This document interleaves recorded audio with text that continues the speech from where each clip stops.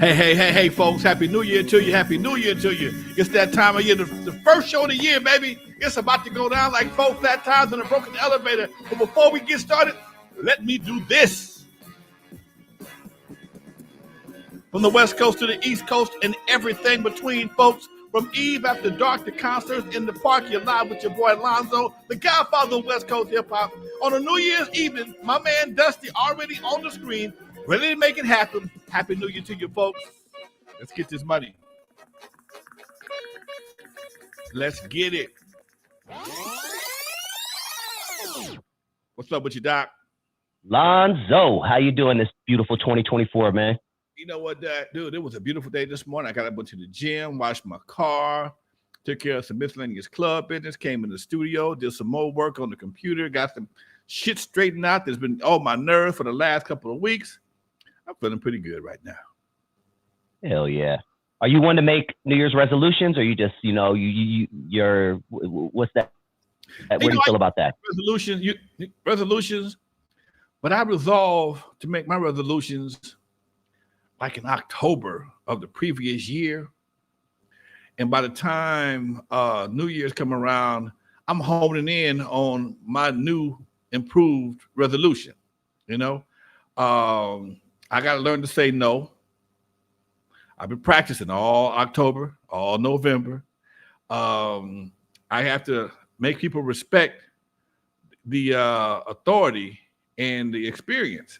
Sometimes I'm such a good-hearted person, I forget people get paid for what I do sometimes. People get paid for what I do most of the time, but I'll give away something that I can sell. And then when I look up, like, damn, I could have got paid for that. I could have, and I don't mind helping people. I don't get it twisted. But sometimes I realize people I'm bending over to help, and it wouldn't do the same thing for me. So you just gotta, just take a look around. And I just got some good news when my partners who went down right after Thanksgiving. They say he's doing a lot better, so that makes me feel good, also, Doc. So yeah, I'm in a good way today. How about yourself? That's what's up. I'm doing good, man. Can't complain, dude. I was sick last week, but I'm ready to get it rock and rolling today. A lot to talk about. We also have a great guest coming in later on. He's been on the show, but it's been a few years. Personal friend of Lonzo's and someone I know as well and love and respect. Talking about Big A from Rich and Ruthless Records. He is currently the road manager of Daz and Corrupt of the DOGG Pound. He was Eazy-E's friend back when Eazy was alive. He has a very cool story. He owned a record shop in Compton.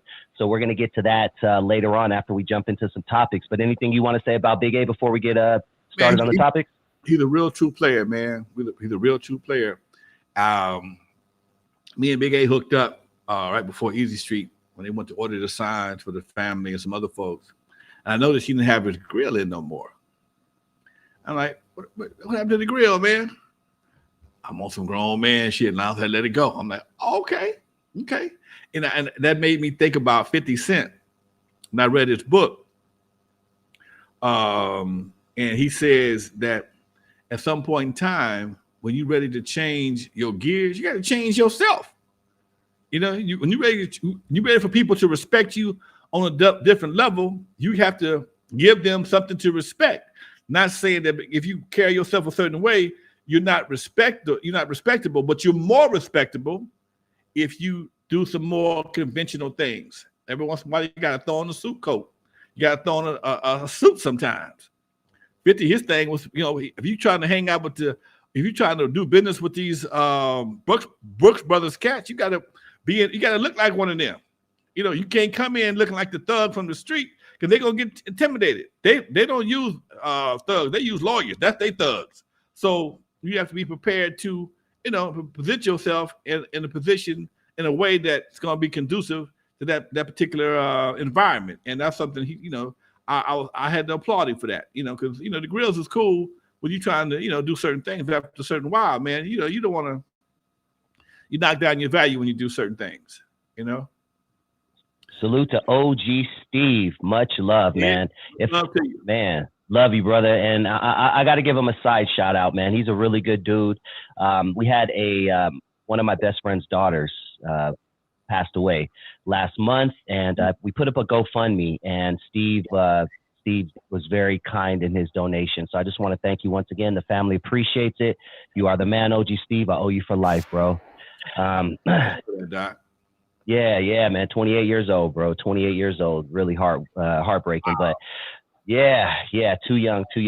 But yeah, man. So let's talk about a few things before we get Big A on the line. Lonzo, I would love your thoughts on this. I personally just did a video on it earlier, and I'm posting it tonight on my channel at about 8 o'clock. I would love to know your thoughts on Dr. Umar Johnson. He has been going viral lately for saying that Eminem, arguably one of the greatest to ever do it, Eminem cannot be considered one of the greatest because he's white. I would love to know your thoughts as someone who's been in hip hop since the inception.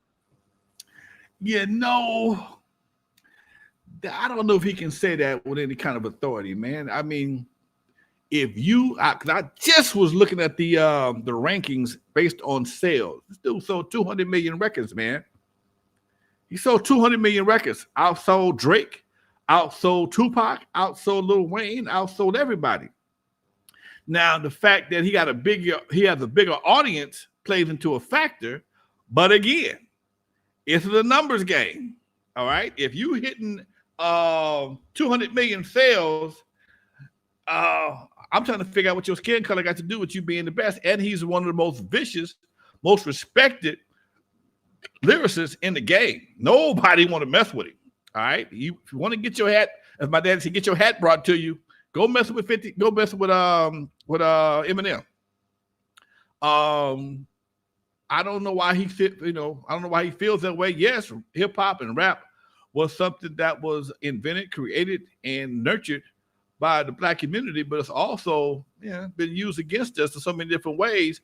He don't have the same obstacles, unfortunately. I mean, I say, man, lack of a better word, unfortunately, he don't have the same obstacles, and his people will actually go and buy the records as opposed to bootlegging them and selling them, or whatever the case may be. So that's another factor people have to consider also.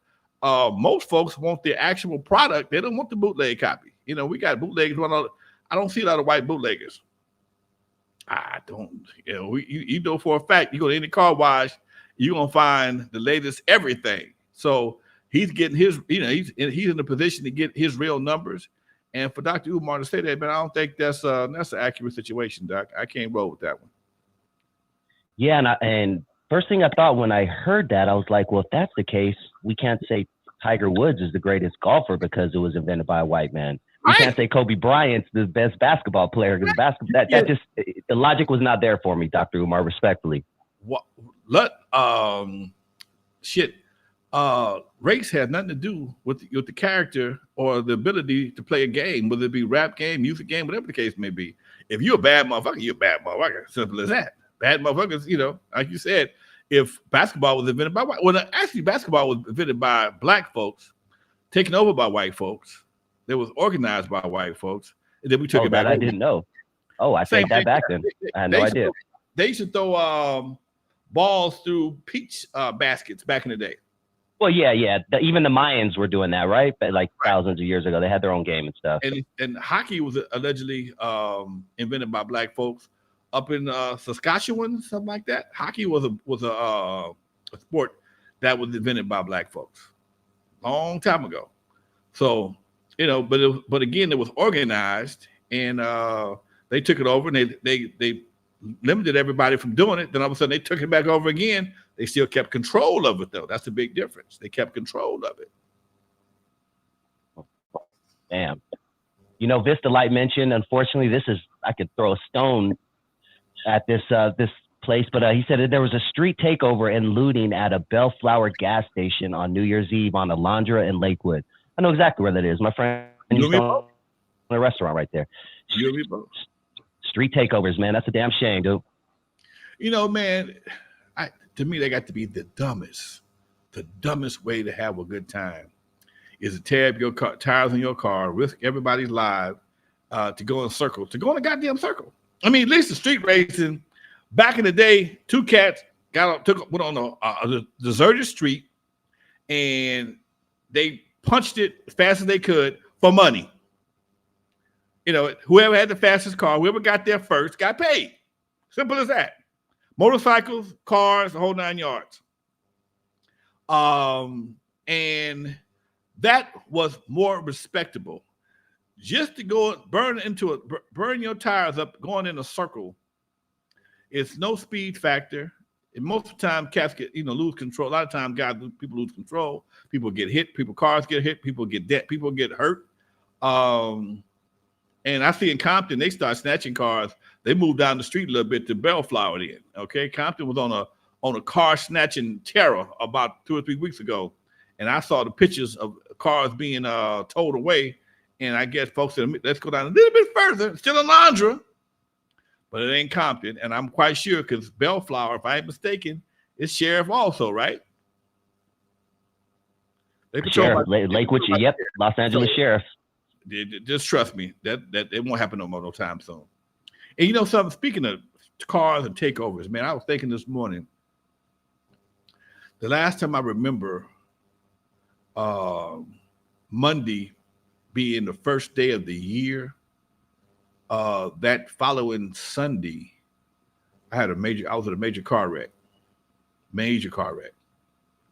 In fact, my passenger got killed. So I ain't got no Your mother-in-law, right? Mother-in-law, exactly. Tell us the story again. It's been a while, if you don't mind.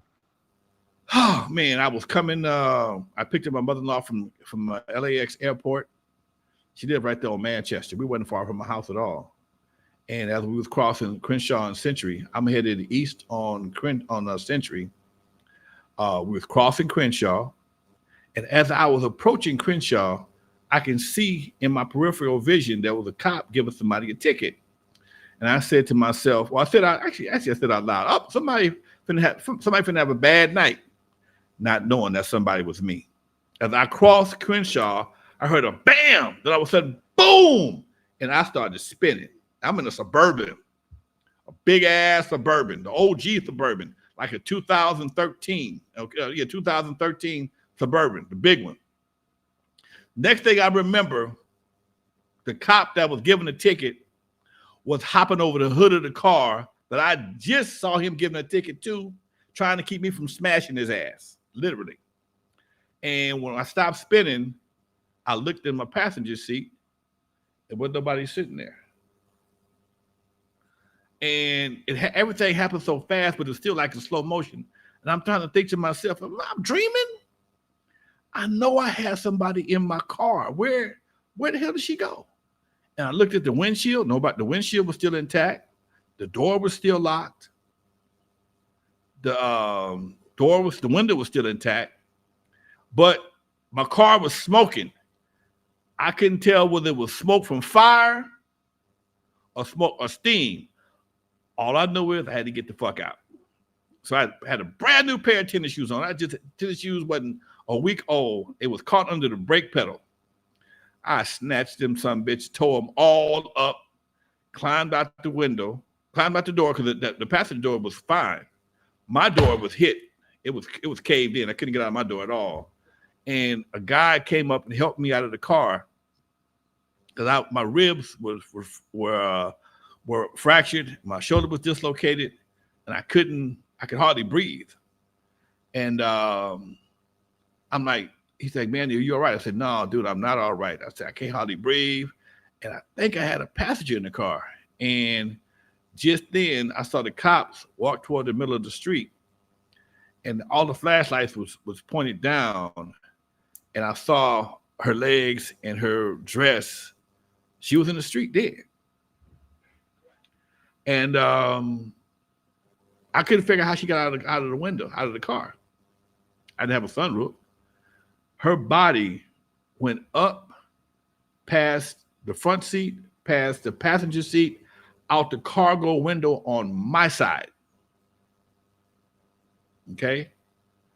And she was an older lady. She was a little frail. And there was no way her body could take that kind of impact. And the niggas that hit me, man, they was racing. They ran the light. Only thing saved my ass, they hit a cab first, slowed them down a little bit, then they hit me. Bam.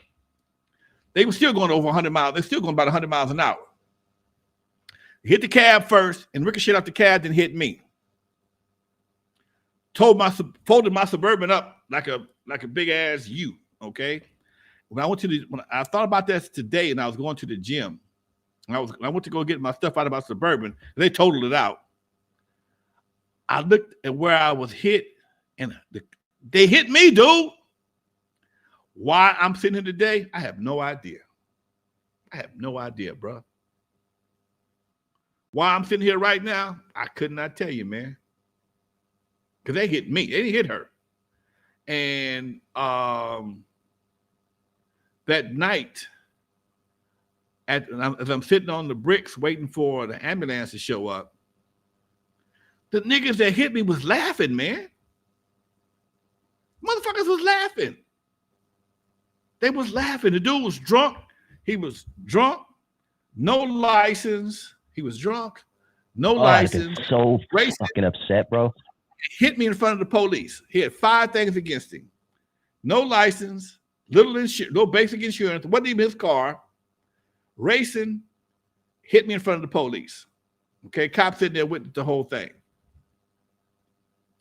Now, this is how people ask me why I believe in God. I've had this conversation before. I'm not a Bible thumper by no means, but I definitely believe in God. When they call an ambulance, put me in an ambulance. One of the paramedics, motherfucker know me. They know me. Me and this dude, I hadn't seen this dude, man, in 25 years, maybe 30. His dad and my dad used to work together. He would come up. My dad would have guys come from his job from Caltrans, hang out with at the pad, drink, kick it, blah blah blah. And I guess homeboy was a weekend dad. So he brought his son David with him, and me and David would ride my mini bike through the neighborhood and through the alley. I hadn't seen David since I started driving a car. That's how far back I have not seen this dude. But he recognized me. He says, and I knew I was in good hands when he called me Eric. That's my middle name. Oh, that's right. Okay. That's my middle name. Okay. And I'm like, when somebody calls me Eric, you knew me a long time ago. I've been going by Lonzo since about 15 years old. If somebody calls me Arnold, I'm like, oh, you know me. Yeah. Okay. And when he says Eric, and then when he said Eric, I'm like, oh shit, who the fuck knows me like that? And he says David. And he said, this is my friend, man, that's taking me to MLK. They got a better trauma center. And they took me, because I wasn't bleeding or nothing like that, but I was fucked up. And they took me to MLK. I found I had a dislocated shoulder. I had 2 or 3 fractured ribs, bruised lung, and I could barely breathe. And that's why I have no love whatsoever for street racing, circle driving, jerking fools. I ain't got no love for them, man. I ain't got no love for them. That's some shit I just can't tolerate in no way, form, or fashion. And I ain't got no love for them. Simple as that, dude. I can't stand it. Yeah. I think they're ignorant. Again, I got much more patience for street racers, because usually street racers, the most they're gonna do is blow an engine, and they pretty much organized. These young kids out here going in circles, disrupting people's neighborhoods, stopping traffic, stop blocking ambulance, defying the police. I ain't got no use for them, man. None at all. None. They don't care. And they doing it for stupidity. Again, street racers will go find the industrial park where I lived at off of Maine, between Maine and El Segundo. They street raced on a regular basis. It's all factories. Ain't nobody over there. You had a couple of houses, but when they pass by, by the time you heard them, they're already gone. And I understand it was something I grew up with, and I got a little more patience for it, because it was grown men doing this. And even then, a lot of them would be testing out their cars to get ready to go to Lions Drag Strip, which was right there off of Alameda and the 405 freeway. They tore it down to put the truck yard over there and the rail yard. But I ain't got no love for them, dude. I'm sorry. None.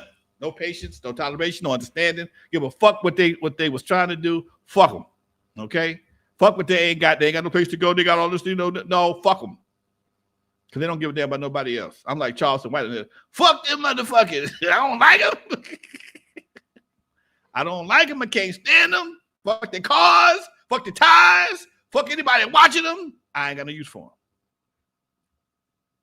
them. Yep. This video is definitely not getting monetized. No, it ain't. That's so okay. Fuck them. I got 50. I got 51 left. I got 51 left coming up. So, it won't have no, but hey, sometimes you got to say what you got to say, man. I feel you. Nah, that's real, dude. That the hatred. Dude, and to see them laughing, bro. Oh, that would have killed. I would have. I wanted to kill him. I couldn't get over to him, man. I wanted to choke the dude, man. You killed somebody and you laughing about it. And dude, here's the crazy part. I spent a week in the hospital, and I still 20. That happened in 2000. I think it happened in 2000. I think it was. 2000, 2001. I think it was. Dude, I still have vehicular PTSD. I can't ride with everybody.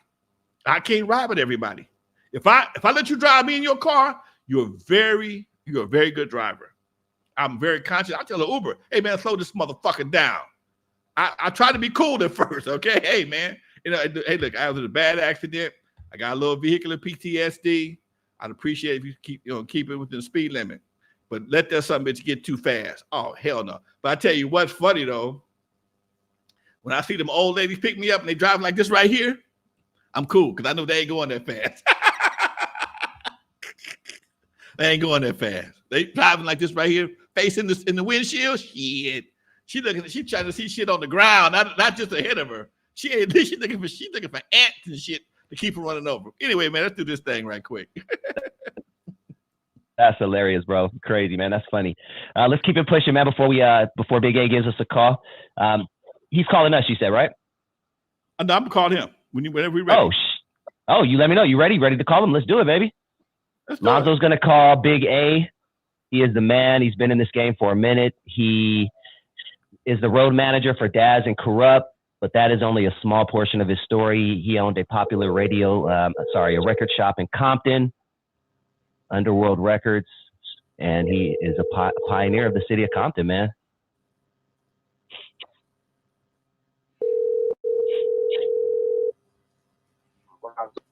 There he is. Sir. How you feeling, Doc? Happy New Year to you. Oh, yeah, it's 2024, man. A whole different frequency. It's higher up. It feels good. It does. Big A. Yes. That's my man Arnold. That's my man Dusty. I'll call him. Dusty in the background. The Dust, the nephew, the young. Unc, what is good? What is good? Good to hear your voice, man. 2024 treating you good so far? Well, yes, it is. The way the way it started off real great, felt good. Energy's high. Energy's high when I realized that when there's a lot of turmoil, a lot of negatives, it was my whole energy was calm. Like, don't worry, it's okay. And sure enough, man, it proved to be real.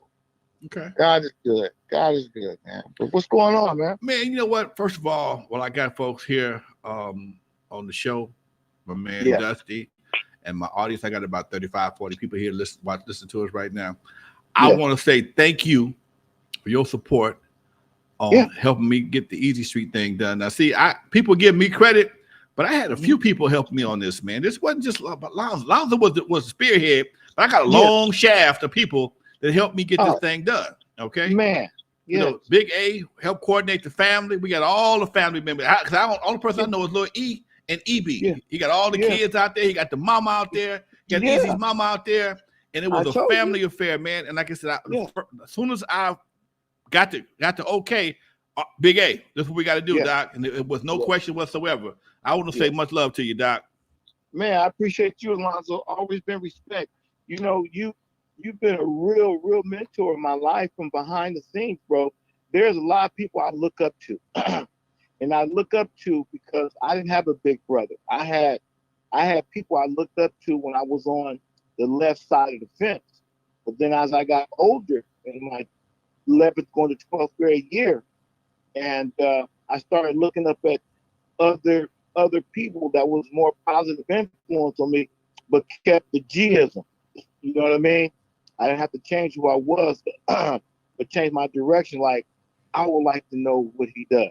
Wow, that's very important.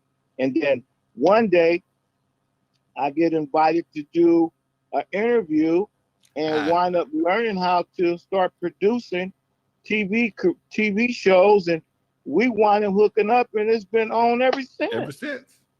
Yeah. Ever So, since.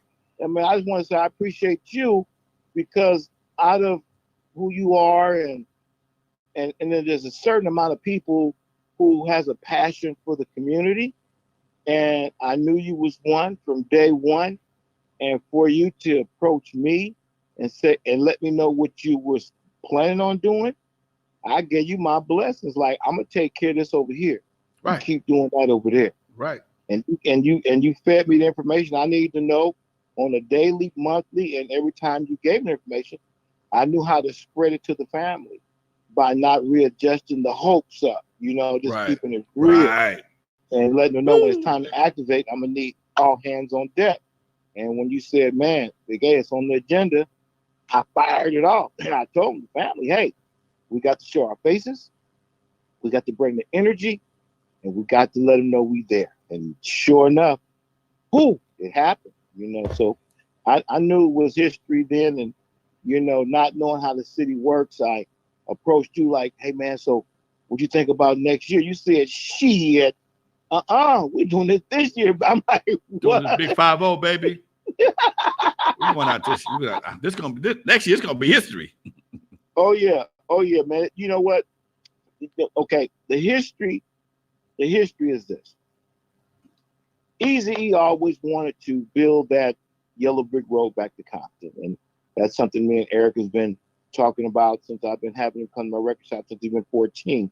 He wanted to name his album that. We can call it Legacy. He wanted Daz produced, but I always knew that was something he wanted to do. So organically, with your blessings and what you pushed, and how we got the family out there and moms on that podium, and people didn't catch what she said when she thanked everybody. She said, he's watching at a distance. She was talking about Easy, her son, and it brought tears to her eyes, right? So this was the beginning. When you started, it was moving. And since that day, and then they seen the support and how Phyllis Pollard put that down with media. And when she called me just as much as you did, she asked me something, I made it happen. Arnold, I need Eric quote within 10 minutes. Bam, I made it happen. Eric, just the behind the scenes stuff to keep things working. But that, what you did, and how the city was recognized again, and how they kind of put something back on Eric's legacy was magnificent around the world, to Europe, Germany, Australia. I'm getting calls and texts from people around like, okay, the news is hitting. All right, good. It looks good for the city. It gives Eric his platform, puts him in the city for the next generations to come. And I knew right then and there, this was the yellow brick road back to Compton, man. And then with the parade, them putting in a request for this, the parade, you hit me off because you knew we wanted to put the toy giveaway and how the National Guard came through, and 2 lanes to ride, and Dime Industries did the toy, and we had a U-Haul for the toy drive, and you told me who was doing what and what was happening, and I didn't give up. After I got turned down for the location and stuff, I knew God was working, and sure enough, man, Feeding the Hub with Love nonprofit was in the parking lot that same day, and she said, man, I've been looking for you. She said, you can have the rest of this parking lot. I popped the tents up, called the vendors, called the sponsors. We brought over 2,000 or 3,000 toys out there, man. Okay. You know what I mean? So that was on that, and then to look up, and the city asked us to participate, support Andre Spicer with the Ludus Park thing. He wanted Lil E to perform. I'm like, wow, this is history. N.W.A. never performed in Ludus Park. I'm from the east side. We're going to Ludus Park, Eric. And he's performing in all the OG Bloods, from Sylvia Nunn to T-Mo, and brothers who knew me like Arno, and just the love and unity that was there, man. Having a little Easy and Compton AB to perform at Ludus Park and represent, the city in a good way, and it was done with love. That stamped us, man. That really put us into perspective. And I just want to thank you personally, like I always do, for spearheading that and readjusting the look towards the next generation of movers and shakers. But for me, in my life, and being from Compton and walking up and down Compton Boulevard, I never had a dream, never had a thought, never even went to a Compton parade. I'm in the Compton parade. Look at you. Driving. Look at you. Look at you. Little Easy E on the back, waving. Oh, man, it was, man, we was number 16 out of 100 something cars. So they put us up front, you know what I mean? So just having that, and every time I did this, I thought about you. I'm like, damn, I will really kick some ass with this, man. Usually I'm in the parade, man. This year, this is the first year I have been in the parade, and God knows how long. I got committed to another gig that day. Yeah, I know you told me that. Yeah. And usually I'm right there. In fact, they call me. Whenever you want to be, I can't do it this year, baby. I'm gonna be doing something else. I gotta go, play Disco Lonzo tonight. So this morning. Hey, Lonzo. Yes, sir. Me being from Compton, going to Mingus, gang banging from Atlantic Drive, then turning into a citizen and having underworld records and tapes, and getting fines for my billboards is 2 inches higher than the building. I mean, just the fight I was going through, but having Queen Latifah and Goody Mob and Cash Money and Coolio and all the artists, Montel Jordan, and even giving Orlando Anderson, rest in peace, his game, and told him he couldn't build his record. He wanted to build a studio at my record shop in the back. I said, nah, man, you got to take that to the house and start Success Records. And that's how that came about with his record label, man. Rest in peace, Orlando Anderson. Yeah, so just motivating me, brother, was very important, and it's still motivating that we work together. Yeah. So. And you know what, man? I still say, man, that day of Easy Street, it was just I walked that parking lot, man. Yeah. And I see Battle Cat, Rolling 60. Yeah. I see Bone, Anthony's Park. Yeah. I see all these other groups. And I ain't gonna call them gang groups. Cholos. Yes. And then you got the low riders. Then you got the horses. Yes. So you got the horses. You got horse shit and skid marks all over the goddamn city. Man, okay. When I seen the horses, I thought about Easy sponsoring the first Black Rodeo. See what I'm saying? I loved it, man. You know what I'm saying? He was there, Lonzo. And I said, whew. You got horses, you got skid marks and horse shit on the same goddamn thing. All right, that's Compton, baby. That's Compton. You ain't gonna find it no place else but Compton. You're gonna find skid marks and horse shit on the same block. Okay. But and it was just but it goes to show you, man, that it can happen if we let it. And I got a sign, I got a campaign I'm launching with Compton Unified School District. One of my signs says "Hood Peace" coming to a hood near you if you allow it. If you allow it. Yeah. Hood Peace coming to a hood near you if you allow it. Because exactly the shit that happens in our hood is only that is organic shit. That's not an import. Yes. That's organic. Yes. Ain't nobody coming from Orange County, Torrance, Wilmington. Right. And doing a damn thing in the city of Compton. Okay. Everybody that's doing something in Compton is within 3 or 4 blocks of each other. They know each other. They went to school with each other. That's why it keeps on going on, because they're so familiar with each other. They know each other. Folks, mom, the baby mama hang out, the mama where the kids go to school at.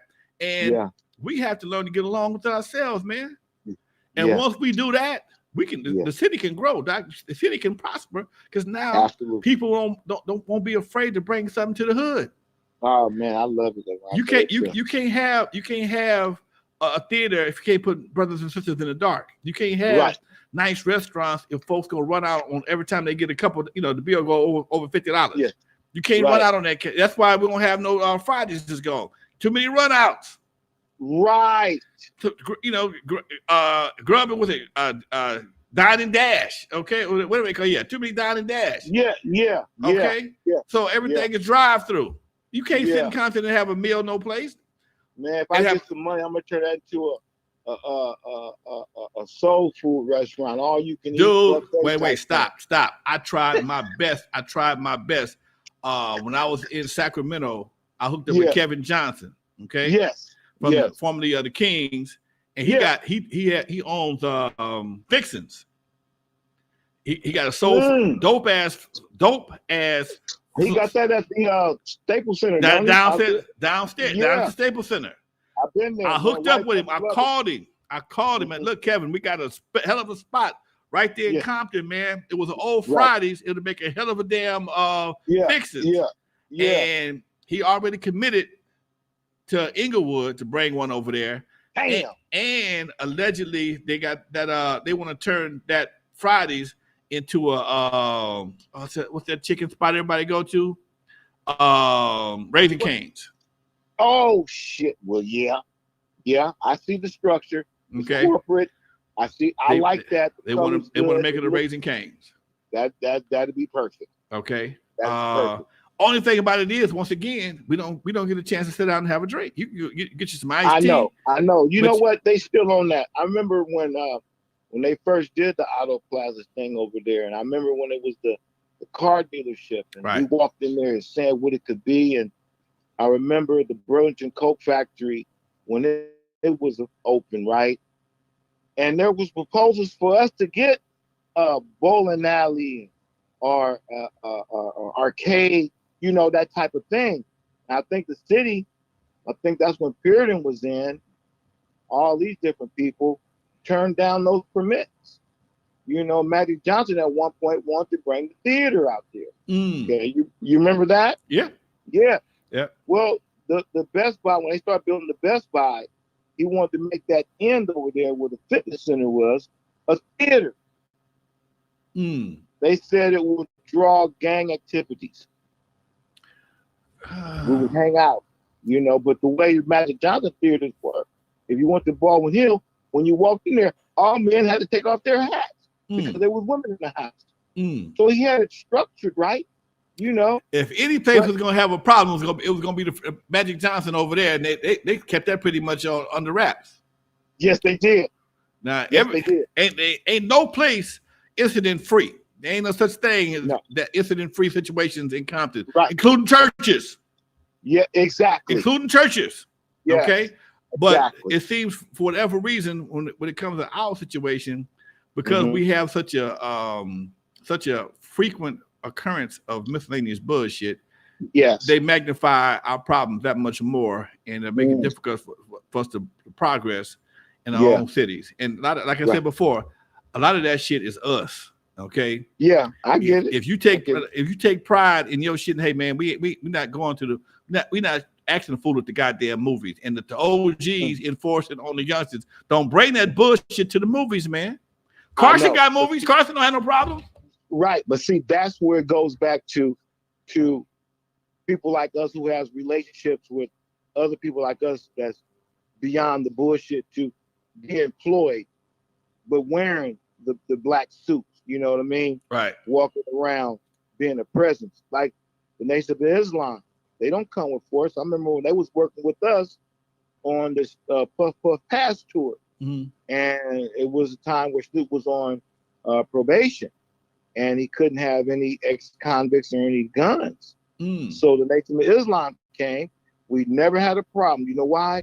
Because they demand respect. They don't smile. They stand at attention. And accordingly, our culture gives them that respect. Yeah. For some reason. Dude, when I had New Edition at Dudos, I hired Big Shaheed. Yeah. I had Big Shaheed. Marv, and a bunch of other brothers out there, man, and everything was cool. Okay, Compton PD, but they just kick back and do what they do, which really don't just kick back and watch. Okay, because the brothers handle the brothers, and I don't know many cats want to go up against the Nation of Islam. No, and I remember when we did the West Coast Peace Conference at the Universal Hotel. Top floor. I didn't ever know it was a ballroom up there. So said we're doing the conference because this is when all the jackings and East Coast artists and Midwest artists were scared to come to LA. And when they came to LA, they would call Snoop for a feature, but they wouldn't call. And this is when the beef was going on with certain artists, Exhibit, and just all this stuff was going on. Where Snoop called the West Coast Peace Summit, the conference, and it was the Nation of Islam who made a call to the mayor, and the mayor called the Universal Hilton Hotel. They didn't charge us a dime. And I remember the brother, I think it was brother Tony Muhammad, because I filmed the whole thing. I was filming. That's when I had my little video cameras out, and I was filming this thing. And he told me, he said, "Come here, Big A, let me tell you something." He said, "If you ever want to use this facility, come to us because we have relationships with most of the city officials." And I remembered that. I remembered that, how, you have to be tied in, because if the average person wanted to go up there and say, "I want to throw a hip hop rap summit," they don't even take your application. Right. To be considered. Right. You know what I mean? It's the way you word things. So, like right now, I wanted to do the hip hop summit, and I'm getting forced to put my application in at the LA Convention Center. You know what I'm saying? So that's another step, because they want those type of things where you get the halls, you get the South Hall room, you know what I mean, stuff like that, and it's set up for that. But to try to do it at a hotel, it's out right now. You know what, man? Hotels, brothers. I'm gonna tell you from a promoter's perspective. Yeah, brothers have ran themselves out of hotels. Okay? Exactly. You not gonna go put no ignorant shit in the ballroom. And that shit spread. That shit all in the lobby, all in the restaurant. No, man, because when shit break out, everybody's thinking refuge anywhere they can find it, in the restaurant, under the tables, in the bar, in the little store, whatever the case may be. Dude, from being a promoter back in the day, knowing how situations can get crazy. And knowing how even out of state, used to be a time we go to the Marriott in Atlanta and have the Jack the Rapper convention, man. Right. And that we look forward to that shit. Okay. Yes. BRE right here at Universal same one you talking about, Universal. Go to Palm Springs for the other big conventions. And that was network. Everything network. Come on, that was network heaven. Urban Network. Thank you, bro. And those were the big conventions every year. The radio show, I mean, they have all the new artists. You might see anybody there, and that's why I fell in love with Satin Jackets. Another story. But when long as it was R&B, everybody come out there and hang out. Now you might get laid. You might have to. They don't tell them what might happen to some bitches. Okay. Yeah. You might make a new friend, but. At some point in time, like what's even like at Eve After Dark, I remember a couple times I heard about fights and kids. Oh, it's gonna be on at Eve After Dark. Hold on, motherfucker, why you making me your problems? Why you gonna do it up here? Yeah, it's the same thing. You wait till you get to a hotel. First of all, I want to know where's the black chain of hotels at. Ain't one. Right. Ain't but a handful of hotels owned by black folks. Yes. Okay.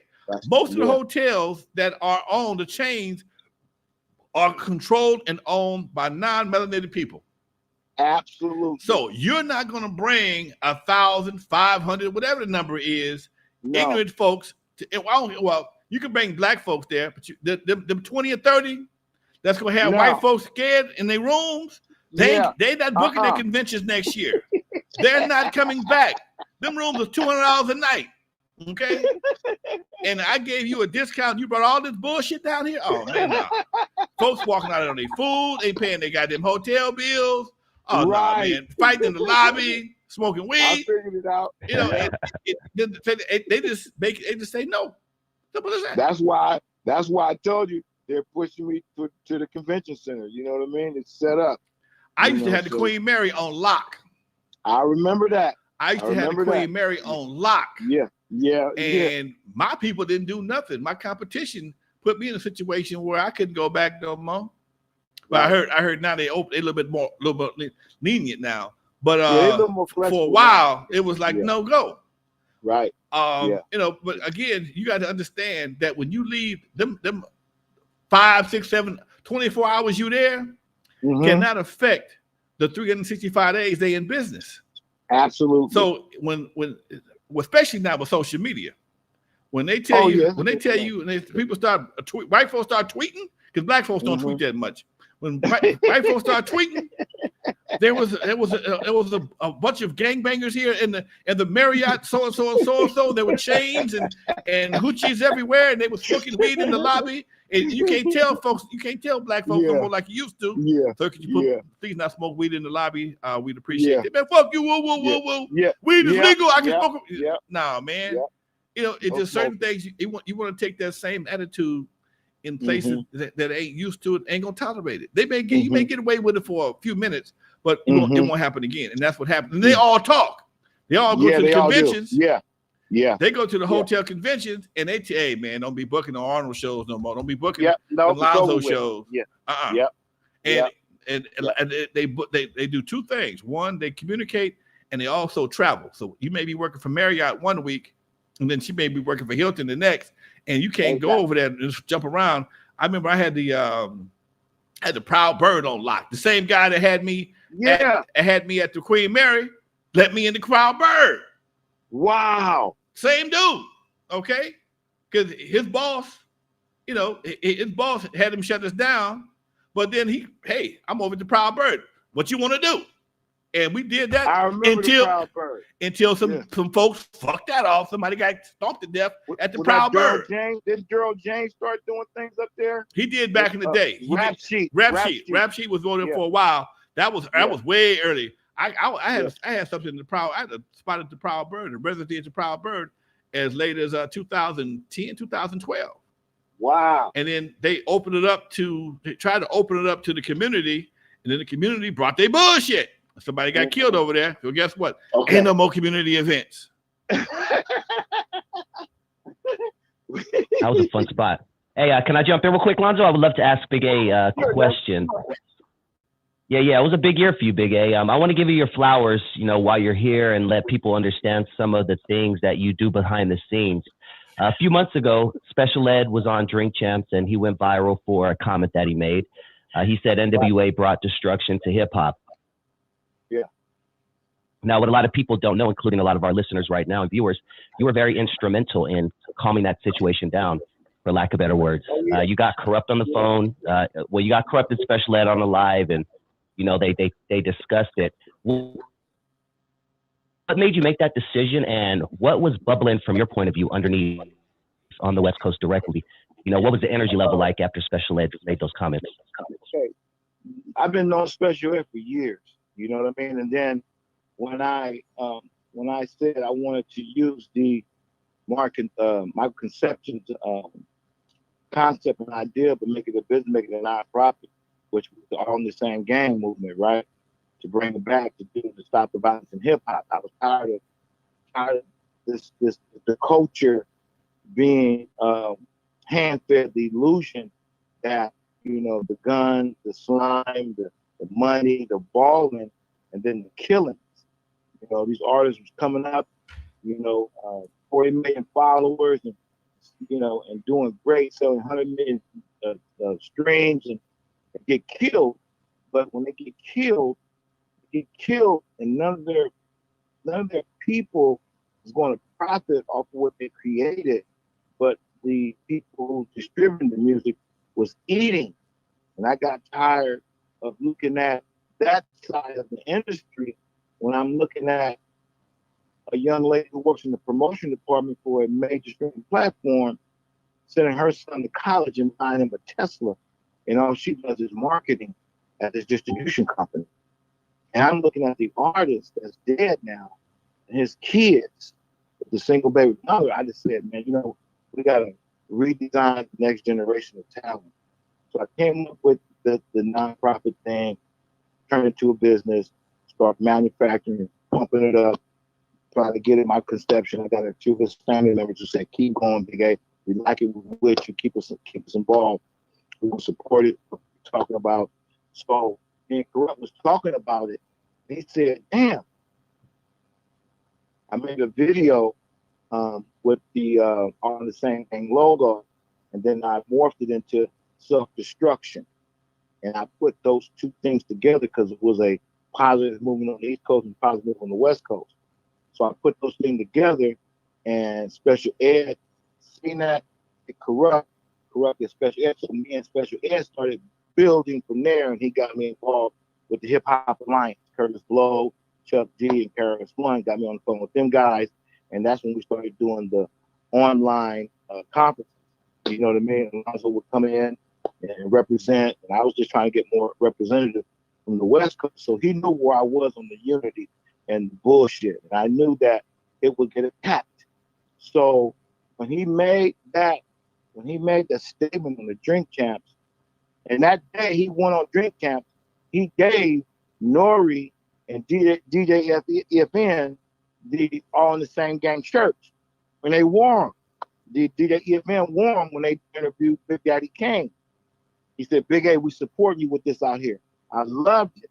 So when they shot me the clip that I heard that go viral, I'm like, damn, that's fucked up. People attacking Special, and he's not about that, man. He's a whole nother dude. He would come to LA, we'd chop it up about the vision of nonviolence and hip hop, and pushing the narrative of unifying the West through the nonprofits and the Hip Hop Alliance. And I'm making the movement, with Hip Hop Alliance and the movement I did with Daphne from the Beverly Hills Warner Mansion, who asked me to go to Congress because I went there to talk about the violence, but to push the AI thing and the Hip Hop Alliance. You know what I mean? So I put these things together. So when Ed got attacked, we had our normal conference, our normal Zoom meeting, me, Dash, Corrupt, Bayleaf, our team, and we were discussing it. And then Bayleaf, my program director for the online radio station, Fizzle, he brought up the Special Ed thing. And Corrupt said, "What happened?" So he said, "Oh, hell no." I said, "I know, man."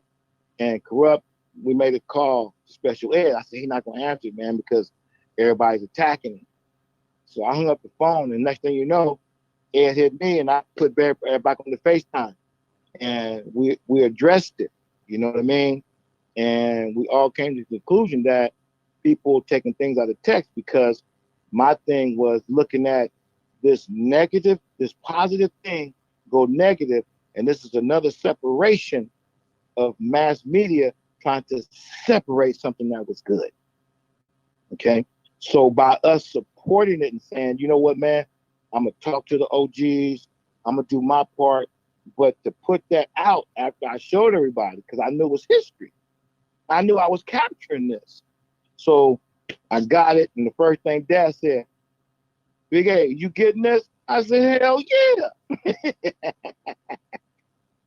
And I put it out uncut. And by me putting it out uncut, to show that us, executives, artists, names, was trying to readjust and rearrange the narrative, it kind of worked out to where it got to where JD, thank God for JD, he came in, made the calls, got Special Ed on there, made his call, and got Q on his podcast. And Special Ed and Q did their thing, and we calmed that whole situation down. Because I did not want to see Special Ed come to the West and people start plucking at the young man, because he's a good dude. He's just as brilliant as Nipsey and everybody else, man, and his heart was not that. You hear me? Got you. So that's my take on that. It was organic, and it was East Coast, West Coast, and I just seen somebody trying to divide us again. And as an OG, and pushing what I do on the administrative side, and looking toward the future of the next generation, I had to just, put my head on the chopping block for that. Okay, got you. Much love, Doc. Thank you. Thank you very much. Yeah, man, no problem, man. I was looking at Instagram this morning for a minute, and I saw these youngsters. I think it was in Atlanta. They have like a Christian church. They got a whole Christian thing. They party to Christian music. Yes. And it's another bubbling underground movement coming from these kids. They trying to get away from, a lot of people are tired of this, man. This killer whole thing. They really a lot of folks ain't with it, and I applaud them for it. I wish I could be more involved in it and help them guide them out of the bullshit. Yeah. But I saw as a preacher on Facebook and Instagram, he's very popular all of a sudden. Got a little short dude, kind of raspy voice, talk shit about it. He almost remind me of a Charleston White with a suit on. Yeah. He don't like nobody, okay? And you got these kids down here trying to create a Christian environment or a clean environment for them to party in without all the bullshit with their clothes on. With or without weed, I don't know, because weed ain't got to do with the Bible. And he was trying to call it blasphemy. And I'm like, dude, can anybody win, period? No matter what you do, you can't win. If this what it's going to take to get them to stop killing each other and to stop promoting all this whoredom and bullshit, let them do it, man. Let them do it, and then guide them. You cannot close the door on somebody trying to come in. Because they ain't coming in the way you want them in the house. But hey, man, take off your shoes, and we're gonna do it like this right here. I'm gonna show you how to do it right. That way you can go to anybody's house, not just mine. Yeah. You see what I'm saying? Well, go ahead. Yeah. Alonzo, when you was coming up and you studied entertainment business, you was in it from top to bottom. You was an executive at one point, and you knew how the machine ran, and you was talent at the second part. So you knew the flamboyancy, and you moved with the time, right? So as it started changing in hip hop, music, rap, it's going to always change. I don't mind embracing it, right? Because it's going to always elevate. But by being an executive, I see what they're doing. They're not allowing music that's getting played today, made today, be catalog music. We still listen to the stylistics, Tavares, the OJs. We still listen to the artists that we grew up with, the Mac 10s, the Dub C's. We still sell out shows around the country because these records were set up for catalog records. Now, this new era of music business is one shot bang. Right. It's not a physical copy that you're going to always see. You're not going to see the credits on it. So it's not stamped in your mind. So there's no visual with it. So it's not going to last. 10 years from now, you're not going to want to hear that Drake song and party to it. Okay? So all I'm saying right now, they're devaluing our culture. They're devaluing something we created because they couldn't control it. Now, I say that because I was told by president of BMG at the time. I was a record shop owner, and we was doing these conventions, and I would go to BMG or Arista, and I seen Alicia Keys before they took it to the world, and it would get retailers' point of view on it, and I understood the operation. But when retail when Napster came in and LimeWire, and we find out that the BMG, the Bartleman Group, bought Napster for $31 million from the little developer guys out of OC, and then they changed their way of not participating with the music business Geneva plan, the Geneva Convention plan, which was artist, record label distributor, retailer, consumer. That's how it was structured. When I seen that they would jump in, and I seen it early on the retail standpoint when BMG bought Napster, and they created this thing called CD One Stop Online, where you can buy new 50 cents for $9.99, including shipping and handling. And they were charging me $10 or $11.30 at Abbey Roads for the same CD that I had to pay cash and carry for because I was a non-SoundScan store that didn't have a vendor agreement with the record label. So it was rough for me. So I would always politic with these brothers. 20 seconds, Doc. Huh? We got 20 seconds left. Anyway, wrap it up. I just been on a mission to take the music back and take control of it and change the narrative and bring it back to what it could be. I miss music. I miss the record business, not the music business, the record business. That's a whole different business, baby. Yes. Big Yes, A. it is. Man, much love. Thank you for spending this time with us, Doc. We appreciate you every time you come. Thank you, brother. Phone call away. Ain't nobody like you. Justin. All right, folks. I appreciate it. Much love to you, Doc. Thank you, Doc. All right, dog. Y'all take care. Much love. Peace. You too, bro. That's classic. Always legend right there. Love that dude. All the time. Dropping some grown ass man enlightenment. Dusty, we got to go, baby. Let's go, my man. Always a pleasure, dude. Hit him with the hit him with the hit him. You know what I mean? Hey, folks, for those who never heard of me, I'm the first one to put Dr. Dre in the surgery, stuck Ice Cube in the freezer until it got cold on the eve after dark 50-yard line Super Bowl. In the movie Straight Outta Compton, they played me like a hater of rap. Don't believe that bullshit. It's all Hollywood cap. I forgot my shit. For those who don't, people that most of y'all will ever know, just remember that N.W.A. stands for Not Without Alonzo. Peace, y'all. We out of here till next week.